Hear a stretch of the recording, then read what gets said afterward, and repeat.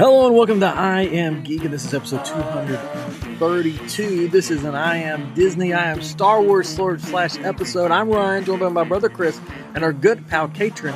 Tonight we have some very special guests on.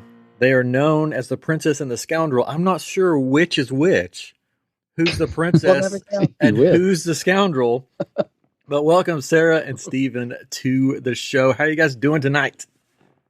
We're great. Thank you so much for having us. Thank you. You're welcome. We love having guests on, and I've seen we have a mutual acquaintance friend, whatever we want to call him, Dano from the Dano channel. So that's how I started seeing some of your guys' stuff. And I was like, we got to have him on the show, and we got to talk about Starcruiser. We got to talk about Disney, and because I think we all sort of love the same things. So I think it's going to be a fun time tonight. Welcome to everybody in the chat, and everybody listening. And let's just dive right into it. Do you want to dive into some news first, or do you want to go into their story? Why don't we talk about news first? News first? Okay. Yeah. So, we have a lot of post-production that we do. Not really. Not really. So much money backing this. Before we news, Sara, you book Disney trips and you book Starcruiser trips and everything. So this is right up your alley. Probably everything we're going to talk about. You probably know all the news either before or right when it comes out. Yeah, I stay up to date with all the Disney stuff. It's an obsession. I'm sort of the Disney travel planner that doesn't get paid to be a Disney travel planner, because everybody calls me or when we're going on a trip, what do we need to do? And I'm like, and somehow I end up planning the trip. So anyway, well, that's how it started. Yeah. Well, I guess we'll get into it in a bit, but that's how it went down.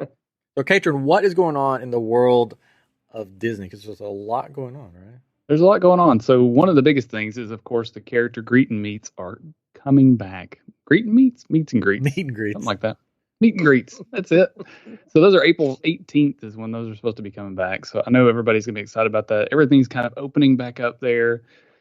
That's super exciting. Minivans are coming back. We don't have a date for minivans yet, but those are going to be coming back, which I never use those, but hey, the more the merrier, I guess. Are those coming back because basically the Magical Express is that one reason they decided to bring it back? No, I don't think so, because minivans, it's like an Uber, right? You can take it to the parks, take it to wherever you want to on property, so it's just another mode. I think it's just because they're starting to bring more people back and make that service available. Because she's got the scoop. Did it go away? Did the minivans go away with COVID, or did it go away because of something else? I can't remember. I think it was COVID. Yeah. And I know they're relying heavily on Mears right now. The Mears. Yeah. Mears is who used to do Magical Express, but they do have Mears taxis as well, and they're relying heavily on that right now in the parks to get people to and from Starcruiser. So I think they're switching probably to minivans soon. Yeah. So I think that probably had to do with why they're bringing it back. And I think it's probably to put the cost onto the guests, because whenever it was whenever it was Mears and it was comped, it was Disney picking up the tab. Like the ones that we went to, it was them picking it up. So I think with Mini, it's something that they're able to trust for you to transport, but then also it puts it on you where you basically order it. And so you can do a minivan to the airport though, to and from. Yeah, so they're trying to get back in that game, but and they don't have to run it either. It's run by Lyft, so it's hey, and they get paid for it. So there we go. That's cool. So speaking of transportation, there's also a tunnel that we can see all of a sudden that goes under Tron for the train. Oh, the train, the Disney World train. Which it's been so long. Yeah, it's going to be great because it'll be back soon, I think. And I think the nice thing about it is it's going to eat people again, right? So it's like it's crowded right now at the parks, right? Wait a second, wait.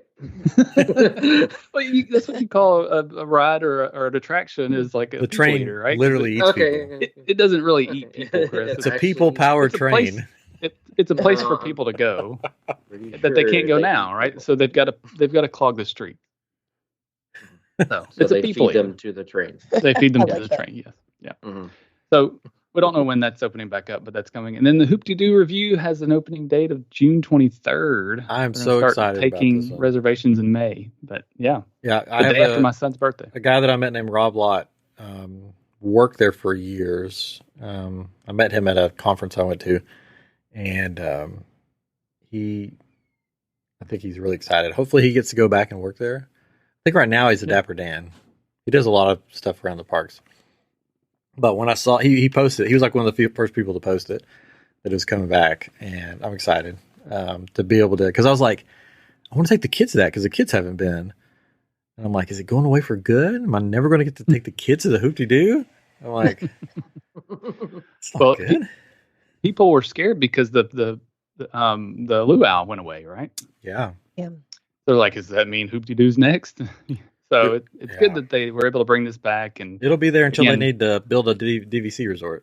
Yeah, it's something for people to do.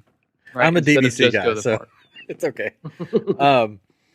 There was a cast member that has worked at the luau since it opened, and now, wow, no more. Now they work at the new hotel. It's really sad. They got eaten by the train. I think now. I wonder if Disney took the opportunity with all these shutdowns to kind of gauge like people's interest in these, different type of dinners and stuff. And should we bring it back or should we retheme it to something else? And I think that's what it was like their best opportunity for. All these closures. It's okay, we have time to revamp things. Do whatever we need to do while it's shut down, and then. Now we can charge for fast passes. Yeah. Oh my gosh. Yeah, there's all kinds of that stuff that they were able to do. It's like, we had to stop this. Now let's start it this way. Like fast passes, right? It's now it's the new it was thing. a good pause for them to reevaluate. Yeah. The one thing that I loved, because you mentioned the character meet and greets, I may be the only one that's not looking forward to those coming back. Well, that's fine. Because I loved going and just be walking and be like, oh, there's Winnie the Pooh standing right there. Yeah. Oh, I hope those. I want to wave at him. I don't want to go stand in line to meet Winnie the Pooh, but I'll wave at him if he's standing right there. It's because Pluto hugged you a little too long, wasn't it? Got a little too personal. It got a little uncomfortable with Pluto that one time. Yeah, I do hope that they keep that though. Like, I do too. Winnie the Pooh catching butterflies and Chip and Dale having a little picnic over in Hollywood Studios. Like, I hope they keep those because that was cute. Yeah. But bringing back the meet and greets is also nice. Yeah. Yep. Just have to stand in line. It's another people eater. Yeah, that's true. Yeah, I think that's what it comes to be as a people eater. To the cast members. Not everybody outside. They're that's being dispersed. Yeah. The two things that they haven't announced yet, but surely they will change. But one is like a dining plan, so people going and eating more because they've got this money they've got to go spend, and then park hopping, which they have, but to change it back the way it was, right? And I think that's part of the problem. I know, but the problem is like I think that's why the crowds are so bad sometimes, because you can't go anywhere until 2:00 or go anywhere else, I should say. Right. Yep. So it's like some people could rope drop at whatever park and get done and then say, okay, now I'm going to jump over to Hollywood Studios and do my thing over there at, this is 11:00 in the morning or whatever, and go and do, try different things. And it's like, you're not leaving all these people in one place at one time. But again, to your all's point, they're probably not going to do it because it benefits them to know where people are at that time, to not have that randomness, to say now with Genie Plus to say, okay, we can guide people over this way in the park. We can do this. We know how many people are going to be in this park. We can staff it a certain way, have the certain amount of food and all this stuff.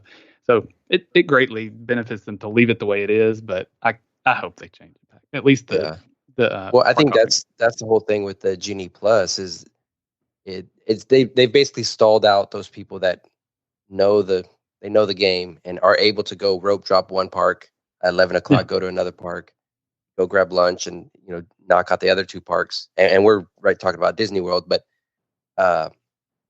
Genie Plus, like it didn't seem like it worked as well as the fast passes. And then we recently saw that they even changed the verbiage saying that you're going to get a max of two to three, kind of telling you like, hey, it's not going to you're not going to get all the rides that you think you're going to be getting.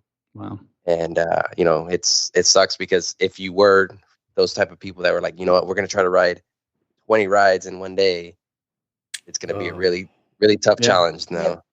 Because they're slowing you down big time. Mm-hmm. I did use Disney Plus. Oh. See, they have so many pluses. All the pluses. I did use Genie Plus in Disneyland in January, right? It was January. Sure. Yeah. And it worked. It actually worked out pretty well for us. But, that's Disneyland, so it's a little different. It may have been a slow day too, but we got on. We were there for one day because it was a layover we went to Alani. It was a layover, and we went for our 20th wedding anniversary. So that was fun. Layover, and we did Disneyland and California Adventure. It was just my wife and I in one day, and we got pretty much everything done. Awesome. Yeah. So that's really good. So Genie Plus worked that day. I've heard it's better at Disneyland than it is at Disney World. Yeah. Yeah. Because one of the things that I think we saw is it was pretty much close to the way the system, the Fast Pass system, or it was at Disneyland, wasn't it? It was pretty similar to it. So it didn't really change too much on theirs. I think it was more the Fast Pass Disney World because you had those 3 locked in that you for sure had. And then after that, you just could stack them. Yeah. And especially being able to pick your times, that was a big, that's my biggest gripe, is you can't pick your return time with Genie Plus. So, you just get what's available. The Genie Plus gods give you. It's like, that's true. And it's somewhat limited, right? So more so than Fast Pass was. There was. It seemed like everybody had a Fast Pass to these rides. Sometimes it was like, oh my gosh, and it's still happening, right? But it's the idea is that you're paying this $15 to get this benefit, so there should be fewer of them, and it should be a benefit. But then it's also like, crap, I didn't get that pass I wanted because there's just not as many. It'll hopefully get worked out here by the end of the year when I go back. So. Well, let's get into basically your guys' story, and then we'll jump into some Starcruiser talk, maybe some more Disney talk. But how did all of this, you told us a little bit before we started on the live stream, how did all of this, the YouTube channel, the podcast, how did everything start for you guys? How did this dive into Star Wars and Disney start for both of you? Well, as far as Star Wars, I kind of grew up watching Star Wars, original trilogy, prequels and the sequels were kind of when the family came along. But there was always that love for Star Wars, and getting Sarah to watch, Rebels and Clone Wars, and getting used to having Star Wars in the house. I always tell her, you need to thank me because I got you to watch Star Wars. I got you to appreciate it. Right. So that's kind of my, I've always loved Star Wars. And then as far as Disney, we went to Celebration 2017. I'm a droid builder, and I built BB after Force Awakens. Nice. And I was able to display him at at that celebration, and we had to drive out there and everything. And while we were out there, we decided to make a Disney trip as well. Yeah, we had our 2-year-old son with us. We're like, oh well, I had never been to Disney before. Let's take our son. Let's make a trip of it. We're already driving. Let's just do a big vacation, and fell in love. Yeah, fell in love. And then it was almost the next trip. We were annual pass holders, and it literally was it was 6 months later we went back. So and nice. Upgraded to APs, and then and we did that, and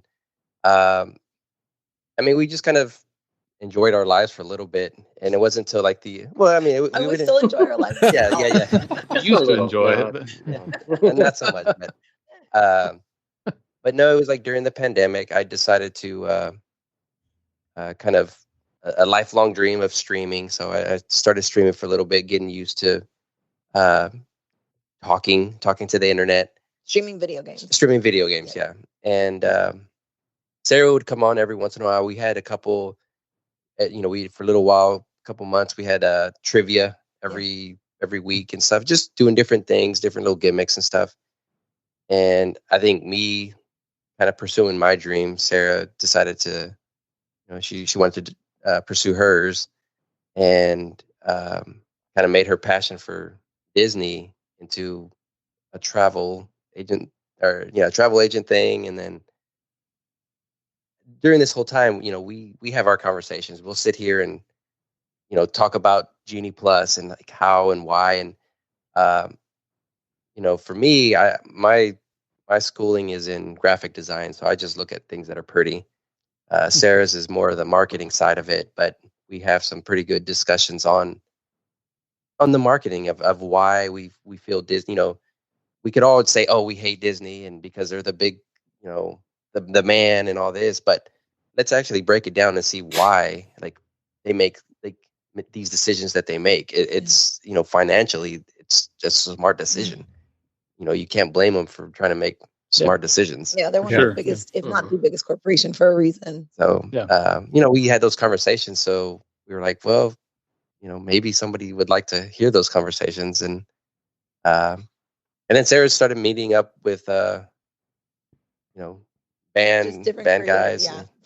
That sounds weird. Well, no, I mean, like, there's podcast guys, but making friends with different people, and we kind of mentioned that we wanted to start our own podcast, and they kind of said, yeah, hey, let's. Yeah, they took a chance on us. They're like, come be part of our podcast network. Oh, cool. We'll help support you. We will all grow together. We're like, yeah, sure. Let's do this. And so we started the podcast beginning of the year. Yeah. So we're just 3 months into it right now. But it's been a lot of fun. We get to meet new people all the time and talk Disney and talk Star Wars. And like, what else could you want? We might even be enjoying life now more than we were. Oh yeah, definitely now. Yeah, I think now it's the biggest stress that we have is like, okay, what are we going to talk about next week? So that's always the worry is like, okay, what are we going to talk about? So, but tomorrow is for us. We're going to talk about tomorrow. That's why we finally went to a formula where now we do 1 week's Disney, 1 week's Star Wars, 1 week's Marvel, and then 1 week's what we call I Am Legend, which is not about the Will Smith movie. We'll get into that. But legends and history and all this other geeky stuff, maybe Bigfoot and ghosts and all this stuff. So that's how we divide it up. That way we know, well, at least we know next week we're doing something with Star Wars. And that's right. Well, it's nice now because there is like that kind of rotation of Moon Knight coming out. So now we could talk about Moon Knight, and then Kenobi's coming out. So we could talk about Kenobi. And so, that got an official date of the 27th. Yeah, moved 2 days. On Friday. Yeah, moved from Wednesday to Friday. And 2 episodes now. Yeah. Okay, we know we're getting 2 episodes. We're going to be on the plane to Celebration when the episodes drop. Oh. Late night watching. I know. We're not sleeping. We're not going to sleep that weekend. No, you don't sleep when you go to Celebration. That's I mean, probably just like the Starcruiser. You just don't sleep. It's just not Oh, yeah. No, you don't sleep. So I guess that's a good segue. Let's talk a little like how I did that. Oh man, Starcruiser. Now, if you guys are like me, when they first announced Starcruiser way back when, it was immediate. Somehow I will be on this ship to outer space. All right? Yeah. Of course, you guys went through with it and actually got on it. I'm still sitting here in Texas trying to figure out how to smuggle myself on board. Yeah, it's got a big price tag. That's for sure. It is. But from what I've heard, we overestimated. We did. Oh. I was like, I told her, I was like, I have to be on it. And I think one of the things is like my brother-in-law. Whenever we mention that we want to be on something, we want to go to it, he always like gets there before us. Yeah. Because when Galaxy's Edge came out, we were like, okay, we're going, and we went like a week after it opened. But he ended up going like. No, that time he did like one of the rides or something before us though. Yeah. So, but he did it before us. So I was like, we have to get on before. So it was one of those, like, I'm determined to make sure we save enough to go to it. And we were saving a whole bunch for it. So yeah, we were able to go. Phew. Yeah, I started saving for it. I was like, I'm going to start making kyber crystals, and all that money is going to go to Starcruiser. And then life happens. Yeah. Then you, for sure. Then you build onto a house. Our final payment for Starcruiser was due the beginning of December. Yeah. Which is right before Christmas shopping time. And it was like, oh, that's painful. Yeah. Oh, sorry, kids. No presents this year. But you're going to Starcruiser. We're going to go to space in a few months. So how was it taking your whole family? How was it taking, because you have, because I listened to the one about taking your family. You have a 2-year-old and a 7-year-old? Yeah, we have a 7-year-old boy. We have a 2-year-old girl.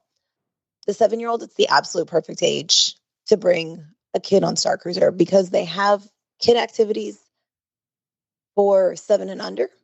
Yeah. And then the really only age restriction for anything else on Starcruiser is the lightsaber training, which is 7 and up. So he was just like the perfect sweet spot where he could do both. And then because we had his little sister with us, she got to do all those fun things too with him. And so it was just really cool, like family bonding experiences that we got in those activities that were geared towards the little kids. But then for the rest of the Starcruiser stuff, it's fast paced. You're running around a lot. We decided to bring her a stroller for our 2-year-old just because she's 2. Yeah. And so that was like a little bit of a hindrance. It's just like not being able to like duck into a room real quick, or if there's a big crowd of people moving around, we don't want to be the jerks that are like ankle checking people. And so we stayed off to the side a little bit. But she absolutely loved it. Like she still talks about it and she sees, the videos of all the YouTubers out there. And she's like, oh, she'll see Wani, the Rhodian. Yeah. And she just like screams. She loved Wani. Yeah. Like, so it was awesome to make those memories as a family, but bringing somebody that's probably younger than like 5. Yeah. That's what someone that's able to just, well, again, I think it's more the stroller. I think if she was like 3, maybe 4, where you're not having to lug that stroller around and you're able to sneak around. Yeah. It would have been perfect. Yeah. So. But no, it was still great though. Yeah. Oh yeah. The memories, the fact that she still talks about it or still recognizes Wani is crazy. And then my son, being able to talk about like, oh yeah, I did this mission. And, oh yeah, I remember this. I remember that. Like being able to have those discussions of Star Wars is super fun. Yeah. Or just having those memories. And then the fact that it is Star Wars, it adds to it. So do you think you would want to go back without the kids? And yes. Like, man. We do. Well, I mean, it's a valid question. A big part of that. Yeah. We waited a second before we answered. I think a big part of that too was the people that we went with. So we mentioned the podcast network that we're a part of. They were all there. Dano, our mutual friend, he was there as well. And then we had some other friends that we met that were in our group. And so it's a lot of adults. It was a lot of adults. And so they spent their evenings hanging out in the Sublight Lounge and getting to be a little more chill and laid back with their story versus us, where we're like making sure that the kids are having fun and we're kind of chasing after them.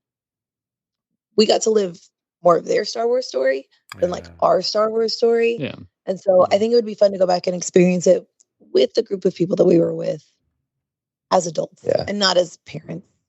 But even so, I mean, and I think it's a little bit difficult decision, or a little bit more difficult, because if it was just, Sarah and I going alone as adults, I think you have just as much fun, because just the environment, everybody is there to have a good time, to talk about Star Wars, because there was plenty of people on the cruise that we would just sit and chat with that we didn't know.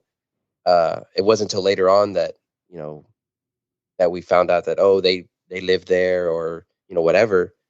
But, that was one of the cool things is you would, like, there was a remember there was a couple that I saw on Batu, and I was befriending them there, and we went back on. I was like, oh, I didn't realize you were on the cruise, and so we had drinks and whatever. But it was just cool because you kind of get to know people in a very short amount of time and hang out. But again, I think when you kind of go with adult friends, you kind of want to go do those adult friend things and not necessarily the kid things. But there are two different experiences that you both, we were kind of fortunate, able to experience both at one time. So that's cool. Yeah, I'm selfish, I guess, because I want to go on it by myself before, not that I could go on it twice, but before taking my family, because I'm like, I don't want to be like, especially the age my kids are, I don't want to be like having to do all the little kid stuff and not do the other stuff. Like I want to go, I want to go all in. He wants to go play. I want to go play. That's fair. I don't want to go to bed at 7:00. I want to play. Until you have to make that decision that if you want to pay for your kids to go, and will they really enjoy it? Will they really get into it like you would? And like with a little kid, at least you can kind of take them along the journey, right? You are trying to compensate for them, but you're taking them along. Whereas the older one, you hope they go along with you, but they may want to go do this other thing. You're like, we're going this way, The one thing I would say is, we're bad parents, and our son is always on his iPad, but he was not on his iPad, because he was on he was on the data pad. The data pad, but he wasn't wanting to watch, iPad until it was time to go to bed. So it was like it kept him away from that. He was able to just like do something else. Yeah. So that was like nice. Yeah. A real expensive alternative to an iPad, but a nice one. Yeah. I think my 7-year-old would love it because he loves Galaxy's Edge. But part of me is like, maybe I'll wait if we can get it all worked out till he's a little older, and then we can really just like have a father-son cruise through the galaxy. And the cast members love when the kids are involved, because it's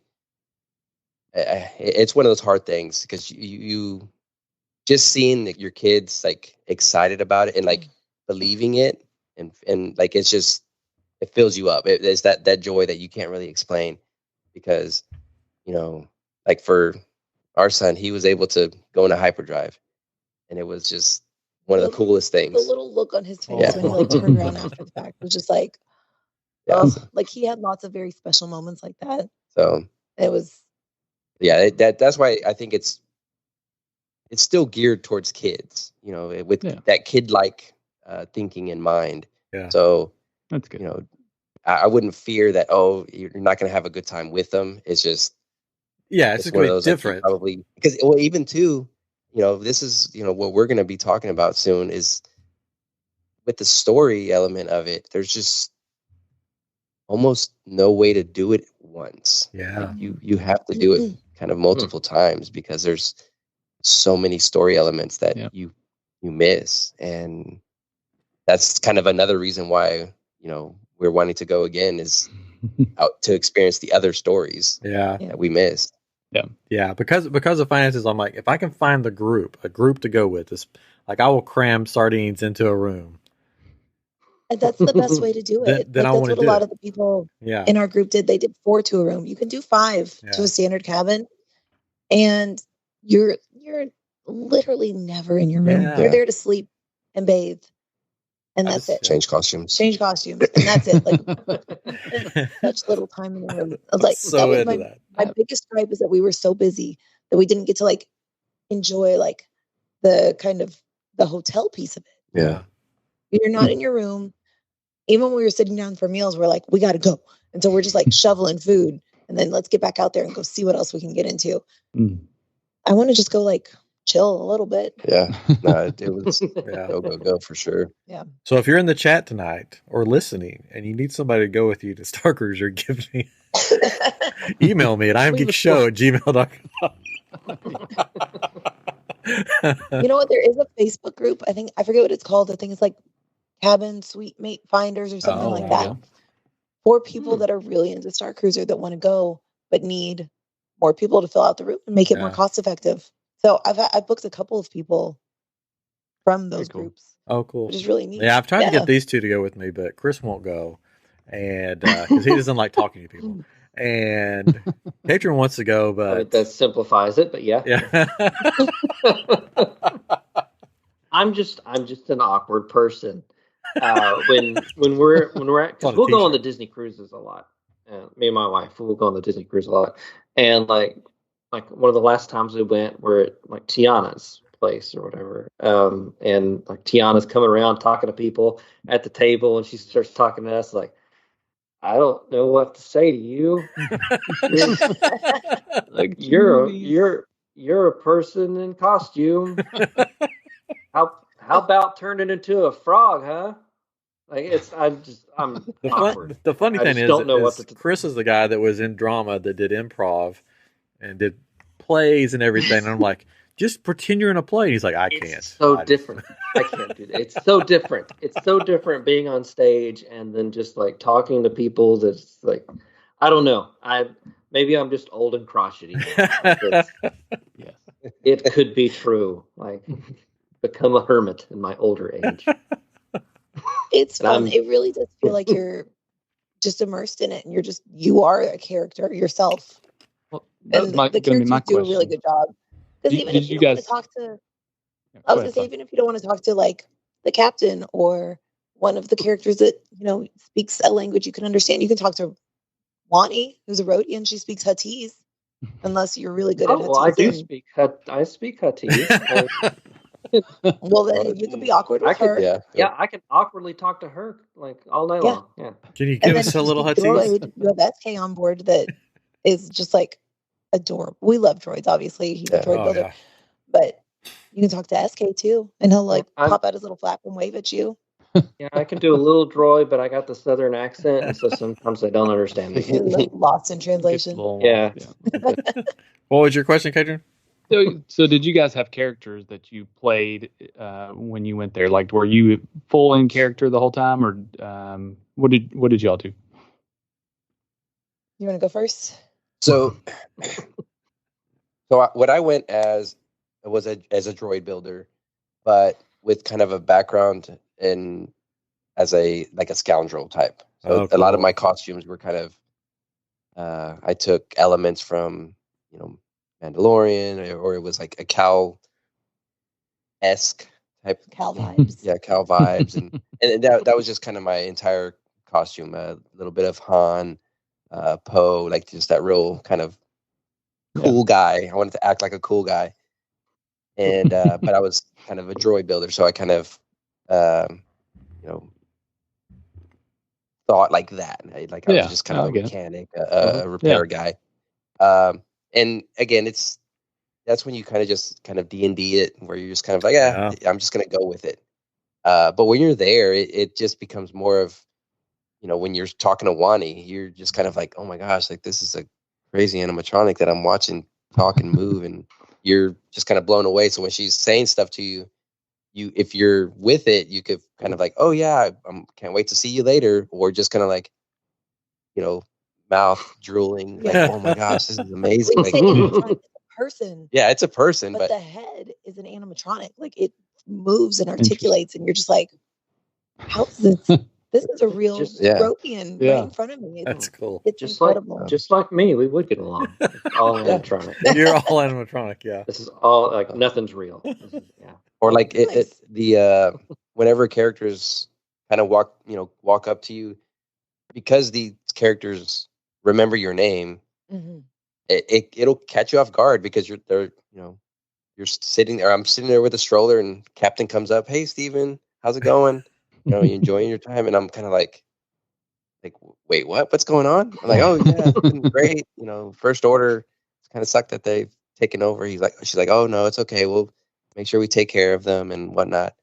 But again, you're kind of more in awe of like everything that, what little story you may have kind of gone with, it kind of morphs into the story that you're going with too.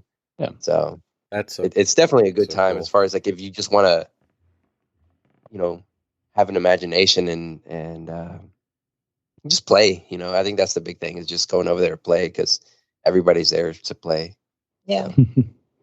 So to answer your question, mine was my backstory was that I was a travel agent, but for first order officers and higher ranking officials in the first order, so that I knew where their whereabouts were at all time, which allowed me to wear black, because that's usually what I'm wearing, is all black. But then I also got to play the side of like assisting the resistance in giving the whereabouts. So the backstory doesn't come up too much. Yeah. It just kind of helps you get into character to be able to interact with everybody. Yeah. So that was fun. Like, nobody ever asked, like, what are you doing here? Yeah. Oh, I mean, they did, but they weren't like, what's your life story? What's your profession? Why are you here? And I think that was the thing. The cast members, like, oh, where do you hail from, type of thing. And I think Sarah mentioned, oh yeah, I'm from Corellia. And she's like, oh yeah, me too. And they start talking, like, the cast members have their own little backstories as well. Like, they've been on the ship for 6 months, or they've been on for 9 years. So there's one that was like, I've been here 9.5 years. I'm the ship historian. And I was like, okay. But it's cool, because like, you can have those conversations with cast members and just, again, play along. They don't have to be the main characters, but they're the the sub characters that that's cool. Still have something to provide. That's what I loved about or what I love about Galaxy's Edge, because every time we go, like, I make the whole family dress up, and we're bounding. And like the last time, I made both of the kids complete Smuggler's Run cast member outfits, so they looked exactly like the cast members. And when we got when we got there, the cast members were like, "Hey, you're late for work. What are you doing?" And they just grabbed us. They just grabbed us and took us on the ship. Like you don't wait. You're late for work. We're taking you in the back way. And they took us in, and we got up there, and we got 2 people late for work, and they're like, "What's going on?" Like, put them to work. Right? It was so much fun, and it was just great. The kids loved it. The kids were like, "What's going on? I don't understand." Like the 4-year-old, it's like, "You're putting me to work." Are we in trouble? But they loved it, and so I can just imagine the Starcruiser being like, so much more, 10 times that, 100 times that. That was and I think that's kind of. I mean, there's always that Disney magic. When you go to the parks, if you're in the magic, the cast members are like wanting to continue that. They want to make sure that like you have a great time. And I think that's, again, like you said, more on the Starcruiser, is the people that are really there having a good time. They want to make sure that, hey, we're in it. They're having a good time as well. Because we went with a pretty fun group, and one of the main characters was just like almost like part of our group. It felt like, because he was always with us, and it was just like a good time. So it was just like funny to see,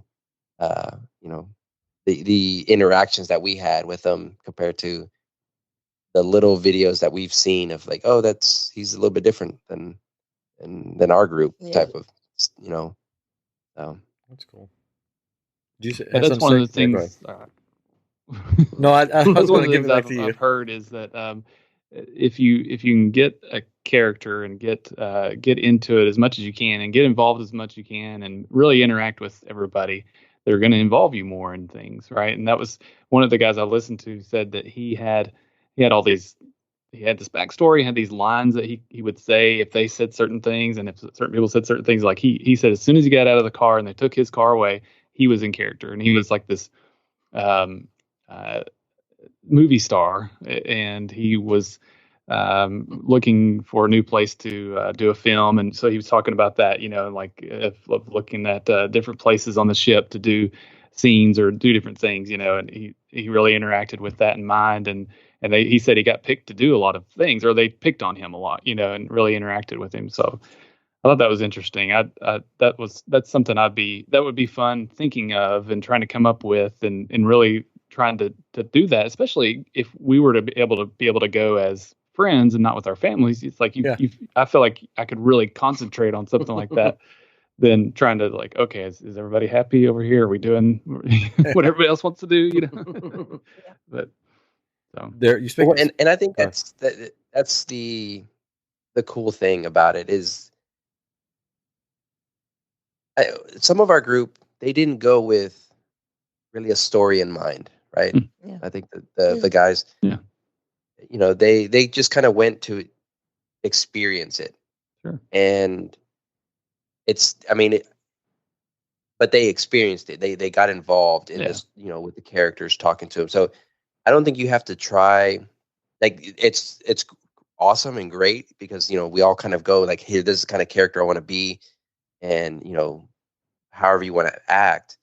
But as long as you're involved in the story and you want to, play along with it, I think that's where the big thing is like, you don't have to go in there saying, I'm going to do this, I'm going to do that. Sure. It's just more of like, if I go, I'm going to go and I'm going to participate, and I'm going to, if I'm going to cause a distraction here, let me cause a distraction and just play, just go in there and play. I think that's the big thing. Yeah. Cool. Did you see that somebody's already filmed a like a complete fan film on the Starcruiser? Yeah. It was actually pretty good. I was impressed. I was like, wow, you actually... I can't imagine the effort it took to do that because you're so busy on Starcruiser already. So, we're content creators too. So we're trying to be there and like take pictures and video and make sure that we have things that we can throw into our videos later. And when we got there, half the time we were like, we're just having such a good time. Yeah. And then it's like, you look back and you're like, oh man, I did not take as many pictures as I wanted to. So to go in there with that mindset of like, I'm going to make a fan film while I'm here for these 2 days. That's dedication right there. Dedication. And his character was a spice runner. So he would, if it's the same one that we're talking about, he would take spice all throughout the movie. So it looked like he was basically doing drugs. And I'm like, how many people around you are probably like, is that guy over there doing drugs? What's happening over there? I think my favorite thing though is like his character. He dressed up, but he was wearing like literally a curtain, like as a poncho thing. But then his character's name was Drape, which was just like, it was so good. Wow. And then somebody else went as, what's his name? Kylo Ren's character from SNL, the Radar. Yeah, Matt Radar technician. He stayed in character the whole time. And then when it came to the final scene where Kylo comes out, he goes, I've got to go to the bathroom. Can somebody hold my camera for me? And he goes to the bathroom, plays out the scene, or Kylo does his thing. And then at the end, he comes back and his glasses are all messed up. His wig's sort of on sideways. And he's like, oh man, I had a rough time in the bathroom. But what happened? What did I miss? It was really funny. That's fantastic. Yeah. So you can go just as yourself and just see what happens, or you can go all out and film a freaking movie, I guess. So that's pretty cool. I would probably do somewhere. I don't think I'd film a movie because I would just be in awe of everything. You want to enjoy it and you want to do everything and not be focused. Like you said, you don't want to be focused on the content and trying to do all these things for something that's on the side. You want to be in the moment and do all those things. Yeah. Right. But if you are a filmmaker, it's a cheap way to do it. Go back for a park ticket cost. Yeah.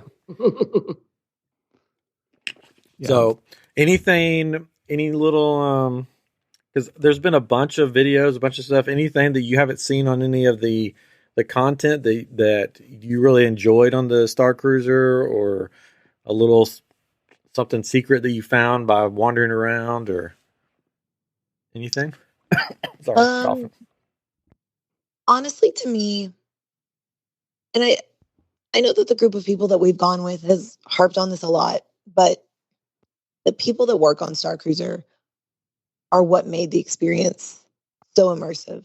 Not just the characters that you see, like the captain and Gaia, but like you were mentioning, the people that work at the Sublight Lounge or even in the gift shop. There's little secret things that you can unlock and learn about in any part of the Halcyon.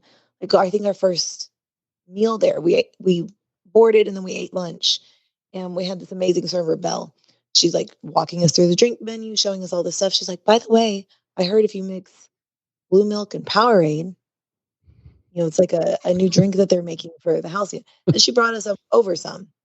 And then you go to the Sublight Lounge and there's like weird things in there. You ask about it. There's a whole backstory there all the cast members know about it. Or the crew, I think they call them crew members.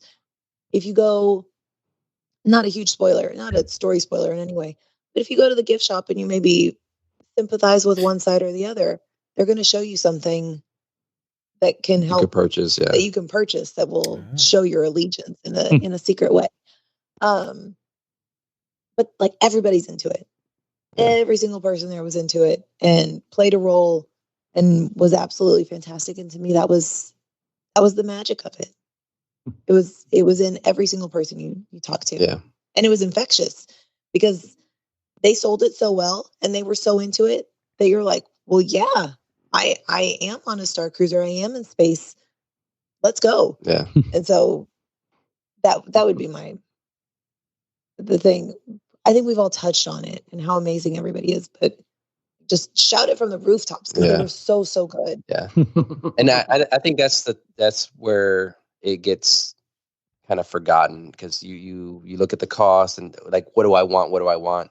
But like, this is really all that you're getting is that just, you can't put a price on that. You're getting taken care of, Yeah. as far as like if you're needing drinks or anything like that, you don't. Oh God, the luxury. Yeah, you just kind of you're taken care of, and you kind of forget it because they're the they're the help.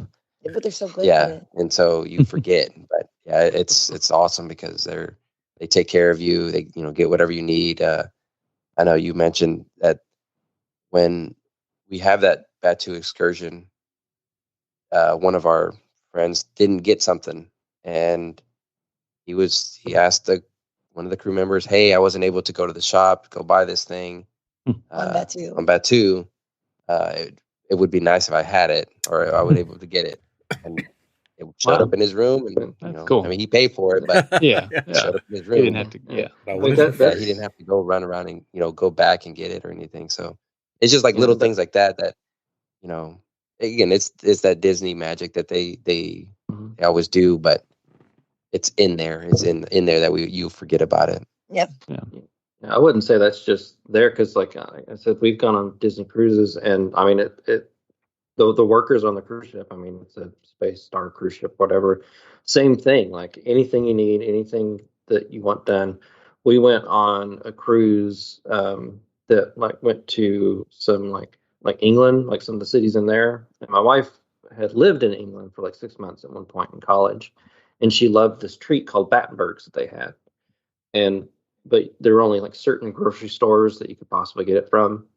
And she was just talking to a crew member one day and saying how like, oh, I got to get to this store to get these. We haven't had time. We're running around doing all this stuff. Like the next day, like apparently she remembered us, like the crew member that she talked to, went to the store like on her day off, got the Battenbergs and delivered them to our room like the next day. Oh just to be nice. That's cool. Super nice. That's just like Disney workers. That would be me on the cruise ship or on the Star Cruiser. I'll be like, man, I really want a Ronto wrap. I wonder if anybody could go get me one. Land the ship and get you one. I guess. That's the nice thing about Sublight Lounge versus Oga's Cantina, because Oga's Cantina, all the drinks are pre-mixed. At Sublight Lounge, it was a true bar. You could order things whatever you want. like it was a regular bar.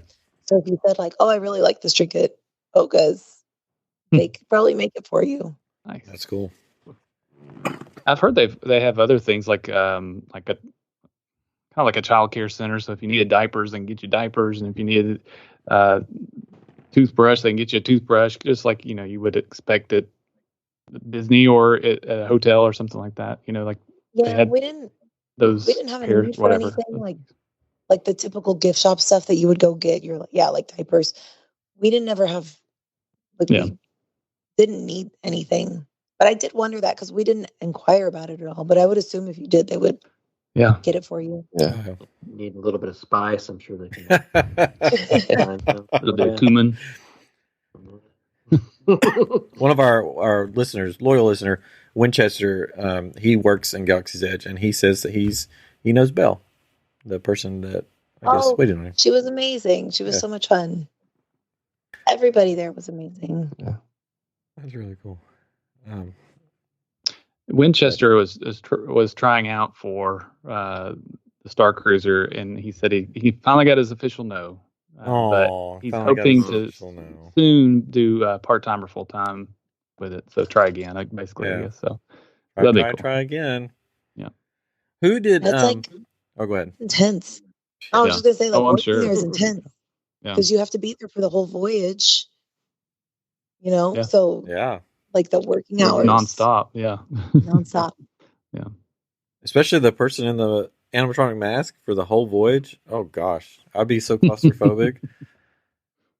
That'd be crazy. Yeah, that's a special type of person that can wear that. Yeah. Who was your Sammy? What did your Sammy look like? Because I know there's a few.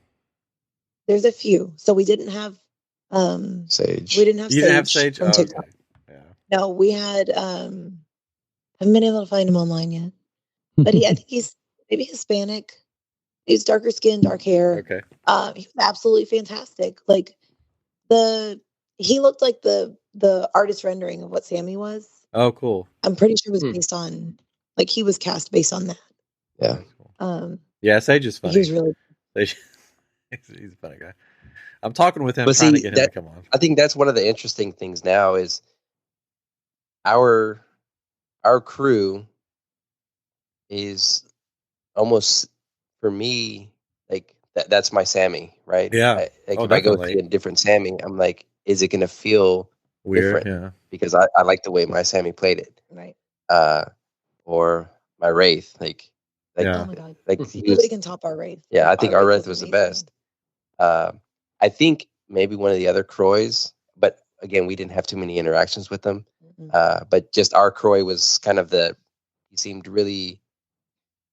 he played the First Order really well, whereas I've seen other ones where it was almost like a Hux kind of. Yeah. He did it, but he was kind of unsure of himself. And again, this is where you're looking at performances. You're kind of saying, oh, like he's doing this, but he's like really hard and kind of real scary. Whereas this one is scary, but more of like he's kind of a joke. Yeah. But yeah, you start looking at the different characters, but like, I feel like ours, like now it's set in my head that these are my characters that I go with. So. Well, if you go back, it's just like the multiverse for Marvel. When you go on, it's like, oh wait, this is the Sammy from this multiverse. Oh, okay. If you go on again, you go on going, man, I hope the First Order doesn't ruin this trip like the last one. Oh, that was so horrible. And then it happens again, like, really? Again? 2 times in a row? What's the odds? It's almost word for word what's happening. Yeah. I mean, he looks a little different, but it's the same thing. So did you follow the Scoundrel storyline, or which of the 4 did you sort of follow? So we did kind of a blend, and I don't know if we were intended to do a blend or not, but we started out going more Resistance, and then we ended up working for Wraith. Yeah, more Scoundrel. Yeah. And so I think our story was primarily Resistance, but then we had some Wraith interactions just because he was that good. Yeah, that looks like a fun one to do. The Scoundrel.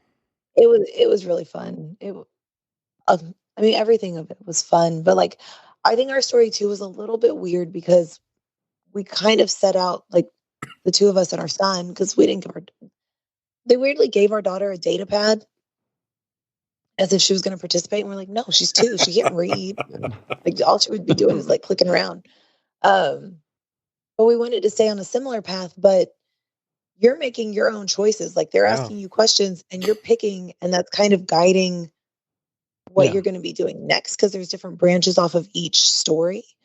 And I think we all 3 probably answered everything differently. Yeah. So we were trying to, even if it was like a little bit, so there was points where someone has to go somewhere and do something, and they're like, well, I don't have to do that, so I'm just following along, and then I get a text from someone, and okay, I start answering. Well, now I have to go back and go. I'm like maybe a step behind because of just the story. Yeah. Yeah, that was like kind of the weird thing, but yeah, we did a lot of stuff with Sammy and Wraith. Like, those were our 2 characters that we hung around a lot. Yeah. Did you have a favorite mission? I guess they call them missions. I don't know. Quest. It's hard because it all built on each other. Yeah. There's one point, without going to spoilers at all, you were in lightsaber training, I think, when this happened, but there was one of the kids' activities, and it was a porg detection drill, and it's like hide and seek of like the little stuffed porgs that they sell in Galaxy's Edge. So I did that with the kids, and then afterwards they were like, "Oh, I would love to stay and play, but we actually need to get up to the atrium. We're going to have some droids for you to play around with." And they're the droids from Galaxy's Edge. Yeah. And so they bring out all these droids for all the kids, and they're just like going wild in the atrium, just like droids everywhere. And it's just, it was a distraction for something else that was happening in the atrium, but they're trying to draw attention. And so that was fun because it's just one droids and then two are kids. Yeah. So that one was fun.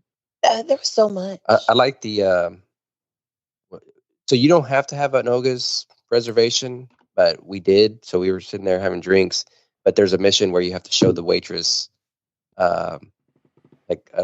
something on your phone, on the data pad, and then she gives you something.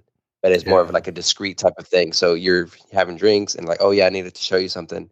She's like, real quick, make sure whatever doesn't see, and hands it to. So it's a cool, like, an inside thing that you get to kind of play along with, and it feels cool when you're doing it. So I know what that one is, and that's the one that I'm like, I have to figure out how to trigger that one because I have all the other ones that they have there without spoiling it, and I want that special one to add to my collection. But it's not the same. It's not a thick coaster. Yeah, that's what I've heard. Yeah. But So it's a collector one for sure. Yeah. So this is how you get on the ship then, Ryan. So you find out when the people from the cruise are in Olga's, and you dress in the bound or whatever, and go up to them and pretend like you're part of it. It's still their pin. And their mission is to smuggle you back onto the ship. It's their mission. Your mission. If you choose to accept it. and just find like a box or something, like a suitcase that you can fit into. Yeah. And then you just crawl in that and they bring you in. Like, there you go. I saw a video of this lady, and she was walking around Galaxy's Edge, and she goes, I just want to see if anybody might watch or followers or whatever know what I'm supposed to do with this. She said this lady that was obviously drunk walked up to me and gave me this pin. This is Galactic Starcruiser, and she said, "Take this pin; it'll get you into all kinds of stuff." And then she walked away. So I have this pin walking around Galaxy's Edge that says Galactic Starcruiser, and people are treating me nice. So what should I do with it? That's awesome. That's so funny. Those pins are going for like ridiculous amounts of money on eBay. Really? Sure. Yeah. Well, I've heard the recent cruises, they don't have those pins anymore. They just have buttons. It's a supply chain issue. Yeah. Everything's a supply chain issue. Yeah. But it's like the big birthday first visit buttons. Yeah. Oh, that's what they changed it to? But they I can make one of those. For temporarily. But it's like they printed the picture of what the pin looks like. Yeah. And it's on a big button. Oh gosh. People are gonna be making all those and just taking them to the park and handing them out. Oh yeah, to print them. Starcruiser. I'm actually surprised they gave us a pin that we could take home with us. Yeah. Why not come back with it on? Preventing us from going and dressing up and wearing it and being like, hey, we want to go ride Rise of Resistance again. We just got off. Yeah. Well, I think that still goes with your scan, though. That's true. So. Yeah. Because did you have to, when you went in and out, did you also have to scan your band? Is that Yeah, because we had to do the rider swap, so we still had to do kind of like a normal rider swap where, okay, who's gonna ride it second? Sure. But they scan your magic band to see that you have the lightning lane. Yeah. There. But do you have to scan your magic band to get back on the Halcyon? Or so? Yeah. So it's like you have multi-factor authentication. I was trying to think about that when you said smuggling you back on the ship. I know we scanned it. Like, how can we do this? Transport. Right before the transport. Oh, okay. Like in that big, there's that big new garage awning that there's like a little. Oh, like right before you're walking into the little pack. I thought about it. I was like, how do they know that it's me getting back on the transport? That's how. Put me in a big bag. Just drag me. We bought a lot of stuff today. I mean, the funny thing is there's missions of bringing crates back. So that's cool. There you go. We were talking about our friend, that, like, I forget what it was that he wanted from Batu, and they bring some people bring crates back onto the ship. Like, what if it's just the merchandise that people are like the starters or guests are asking for? They're making you bring it back. That's awesome. Meals. It's complete luxury when you're on Galaxy's Edge. They're like, if you go buy anything in the shops and you want to drop it off here, we'll go deliver it to your room for you. Nice. You don't have to carry your bags around. Like, and they had the Dasani water bottles. They're like, here you go. Take as many as you want. Yes. Yeah. Let's see. How many would it have to be for $6,000? Well, it's like those after hours events where you get all the ice cream bars you want, all the Cokes you want, all the popcorn or whatever. It's kind of a similar thing. And you only eat one. You're just like, yeah. I'm going to take advantage of all this. I was trying to make it worth it in just blue milk consumed on the ship. I did my best. That's dangerous. I did hear that because you're given a credit, like a lunch credit for Batu when you're down there. And I heard there was somebody that didn't use it. And when they went to Epcot, like after they got off, they went to pay for their food and it said, oh, it's already paid for. And your credit will carry over if you're still there, like if you go to a different park.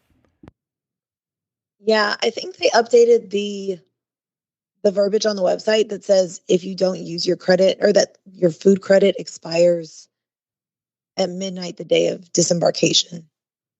So if you were to go to the parks the day you leave, I think you could use it. I wouldn't. Don't bank on it. Yeah, don't count on it. Yeah. They've already changed that. Well, the crazy thing is I didn't end up getting anything to eat. Because we weren't even going to, but you were doing Smuggler's Run.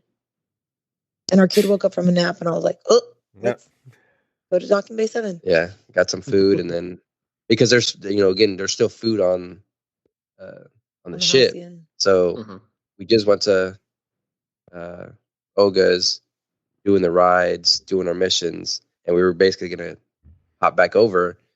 We're like, all right, well, rider swap, let's eat. And yeah, it was delicious too. Yeah. But we missed lunch on the Halcyon that day. Yeah.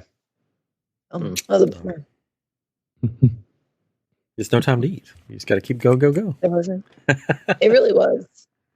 Well, we've reached the hour, so I don't want to keep you guys too late. Hey, this is Ryan jumping in. Just wanted to let you guys know that we had some technical difficulties with the rest of the end of this episode.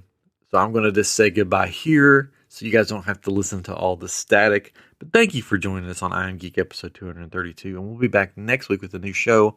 And thank you to the Princess and Scoundrel, Sara and Steven. Please check them out on YouTube, Princess and Scoundrel, or wherever you listen to podcasts. Just search for Princess and Scoundrel. And they have a show that comes out every other week. So check them out and give them some support.